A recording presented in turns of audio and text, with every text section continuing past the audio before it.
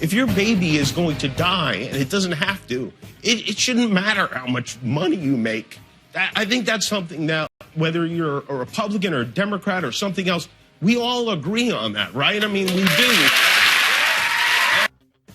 That's comedian Jimmy Kimmel on his show the other night announcing that his son was born with a couple of holes in his heart and had to have surgery, but he's fine now. But, oh, by the way, let me use this opportunity to insist that we keep Obamacare. I empathize with the guy, obviously, if he's got a sick child, but we're not letting babies die all over America. They didn't die all over America before Obamacare.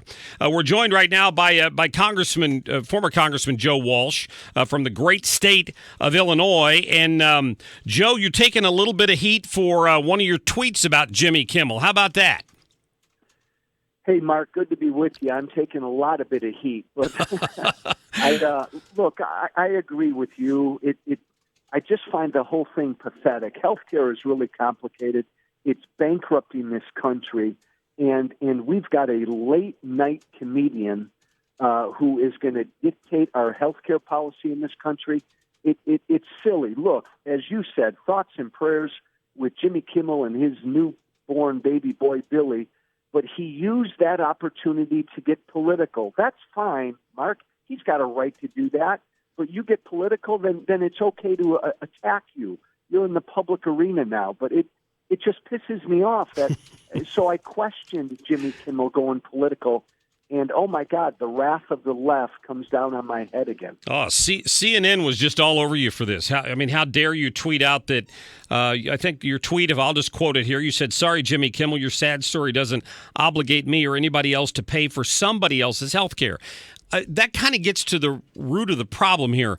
It looks like if they reach some deal on health care, it's going to include some pre-existing conditions clause in some manner.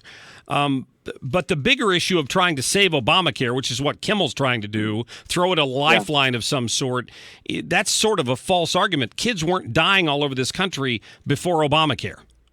Oh, God, no. And Mark, that's a great point. He said before 2014, millions and millions of kids and babies were dying. Look, I'll be honest. I fight like you do for freedom and limited government. I think we're losing. I think we've lost this debate. I think if you put government-run health care on the ballot tomorrow, it would pass in this country. The gutless, my former colleagues in the House, the gutless Republican Party, they don't have the balls to repeal Obamacare. They don't. And I'm telling you what, this mess of an ugly bill that they're going to shove through that doesn't repeal Obamacare, it's going to bite them in the ass in 2018, big time. Well, let's just talk about that for a second, because I've had this. I had Congressman Shimkus on. I think I've had Ann Wagner on. I've had Roy Blunt on talking about this health care bill, and the contention from the Freedom Caucus originally was it doesn't completely repeal. There are still parts of it, like these essential benefits and things like that stay intact. Is that your issue with it? Yeah, and look, all good people, Shimkus, all good people, but they're not being honest with you, Mark. I'd get rid of the word completely. This bill doesn't repeal Obamacare. And I'll be honest, the Republicans no longer have the stomach to do it. The basic premise of Obamacare is there, that we are going to the government is going to subsidize the health care for more and more Americans in this country. Republicans are afraid to get rid of that, Mark. It's like with Obamacare, we gave the American people a brand new entitlement. Yeah. You know how damn tough it is to take something away. We're not going to take it away. And the Republicans know that. They're just not honest enough to say it. We're talking to former Illinois Congressman Joe Walsh, and he's got a website, walshfreedom.com. You can go on there and check him out. And your Twitter handle is @WalshFreedom, correct? Yes, sir. Yeah, Thank you. just so people can get on there and follow you and some of the common sense that you put out. You know what? And be ready. You ought to warn everybody. If you follow me on Twitter, oh my God! I mean, every liberal in the country right now is on there just saying the nastiest things. So Enjoy. Yeah, it's unbelievable how they've attacked you. Yeah, I've talked about that myself, that I was worried that the big secret about Obamacare was that once it got passed and people were getting something for free, taking it away was going to be like pulling teeth without Novocaine. And you've got some Republican dentists up there in the House who just don't have the guts to do it. And it's sort of the same thing on the budget they just are about to pass. Would you not agree with that? Well, Mark, think about it, right? Proof's in the pudding. Who's smiling this week? Nancy Pelosi's smiling. Chuck Schumer's smiling. All the Democrats are smiling with this spending bill. And again, it should be the damnedest thing. Republicans are in charge of the House and the Senate. We got our guy in the White House, yet we pass a bill that the Democrats love. We pass a bill that Obama and Pelosi would have passed if they were in charge. Look, what's disappointing, Mark, is the thing I love about Trump's got guts. He's shaky on the whole principles thing, but he's got guts. We now know that the Republicans in Congress have no guts or principles. They've ceded this fight again. Well, we didn't put Donald Trump in there with any false belief that he's a conservative, but this week he tweeted out, maybe we need more Republicans in the Senate so we have 60 so we can get something passed. And I'm sure he was referring to the budget, but no, we don't have to have a super majority in the Senate. We control the House, we control the Senate, we control the White House. Why the hell can't we get something done? The Democrats seem to get something done when they're in charge. Well, here and Mark, here's what I think. And again, it's disappointing with Trump because Trump got rolled on this spending thing. We all love to blame Mitch McConnell and Paul Ryan, and they should be blamed. But Trump got rolled here, too. Look, I've got a contrarian view here. Rush Limbaugh and Hannity and everybody's saying the Republicans surrendered on the spending bill. I don't think they surrendered at all. I think they're getting what they want. The Republican Party wants big government as much as the Democrats do. They just believe they can manage big government better. That's why we're $20 trillion in debt and growing. It makes a lot of sense because we got 20, they were bragging yesterday there was 25 billion more for the defense spending, but there weren't 25 billion in cuts, which is how I would have approached that. Okay, we're going to take this money and move it over here to defense where it needs to be. The Democrats got everything they wanted, plus they agreed to 25 billion more. Yeah, you're so right, Mark. This budget increases domestic spending.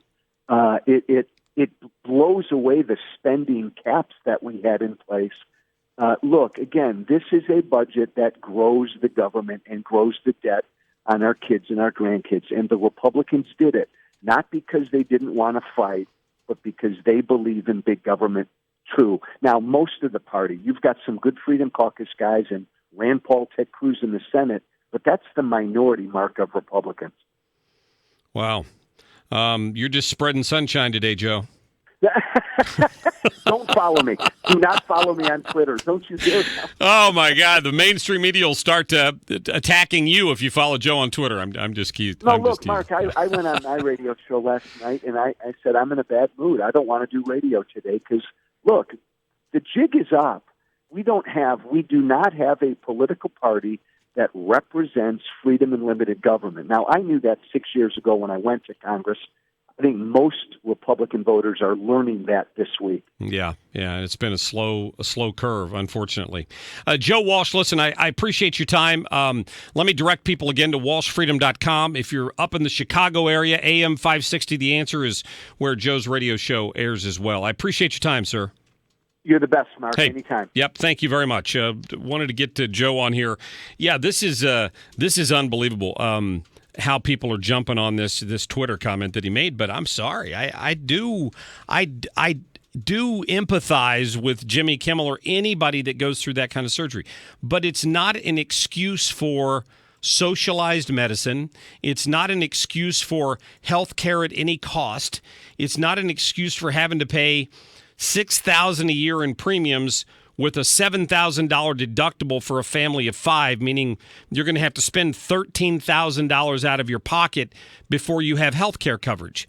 That's what Obamacare is. It's not this one small slice that he's talking about with pre-existing conditions. He was emotional. I don't question his intentionality on this. I don't question that he doesn't really feel this way.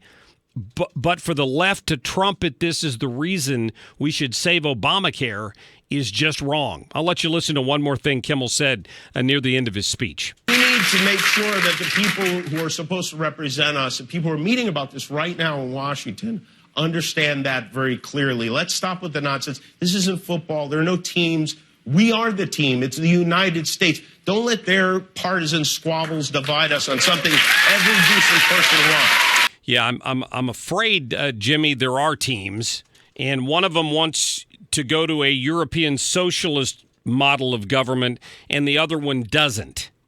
That's where the teams break down. Unfortunately, one of them's on offense right now, and the other plays too much defense, a prevent defense, which doesn't prevent anything but a loss. I'm so frustrated with them. I hope they can at least, whether, and Joe and I'll part ways on this one a little bit, whether this health care bill completely repeals Obamacare or not, there are a couple more steps to it. And I have faith that if we don't get this one passed, Obamacare is going to be it's going to be a yoke around the neck of this country for our children's lifetime. And hundreds of billions of dollars of your taxes are going to be wasted and thrown after it. Let me get to a break. How about that? What's that? What are you pointing at? No, I'll do that when I come back. 314-969-9797, 866-455-9797. Yeah, stick around. We're hoping to talk to Jared Halpern here from Fox News Radio for the latest on the healthcare deal. A couple more Republicans might have switched over to a yes vote that may give them the votes they need. We'll get an update in just a minute.